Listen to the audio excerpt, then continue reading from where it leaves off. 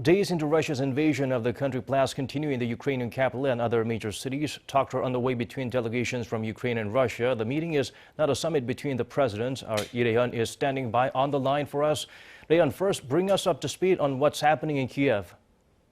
Well, Daniel, Russian news agency Interfax said on Monday Russian forces seized two small cities in southeastern Ukraine and the area around a nuclear power plant, but ran into stiff resistance elsewhere. Interfax also reported that Ukraine denied that the nuclear plant had fallen into Russian hands. President Zelenskyy, speaking to the UK Prime Minister Boris Johnson, said the current 24-hour period would be crucial.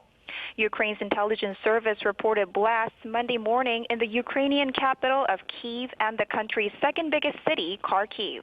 Before then, Kyiv had been quiet for a few hours. Overnight, Russian missiles also struck another northern city, Zhytomyr. Rae-hyun, at this point, what can you tell us about casualties? Well, Daniel, the full extent of the casualties in Ukraine is very hard to confirm. The picture of a woman with a bloodied face has become an iconic image of the war in Ukraine. This woman, whose suffering summed up the horror of the conflict, has now died. According to Ukraine's health ministry, as of Sunday, the number of civilian deaths is at least 350, including at least 14 children. It also reported that more than 1,680 people have been wounded. And according to the UN Relief Agency, over 500,000 Ukrainian civilians, mainly women and children, have fled into neighboring countries. The EU said countries must prepare for millions of Ukrainian refugees. But some Ukrainians are returning home from abroad to help defend their country.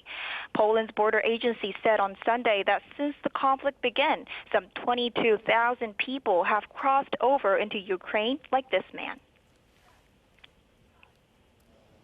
I woke up and I cried.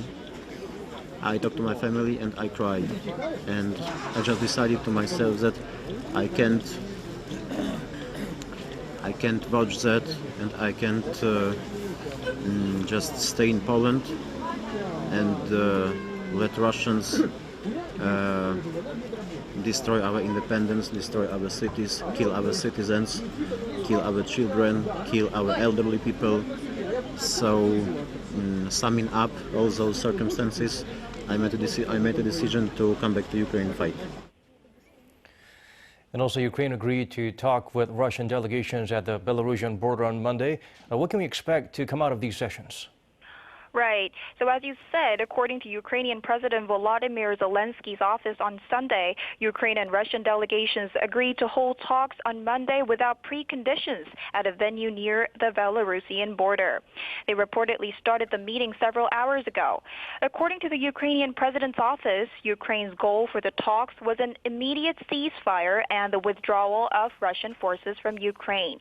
These are the first talks since Moscow launched its full-scale invasion of Ukraine last week, and come after Russian President Vladimir Putin ordered his country's deterrence forces, including nuclear arms, to be placed on high alert. Meanwhile, after agreeing to talks with Russia, the Ukrainian foreign minister said in a televised speech that his country will not give up a single inch of territory. Take a listen.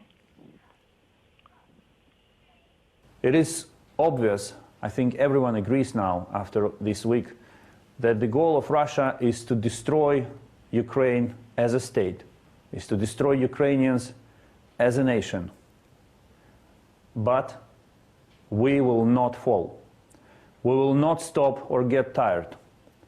This is people's war. It's not a war between one state and another. It's a war between President Putin and the people of Ukraine. That's all I have for now. Back to you, Daniel.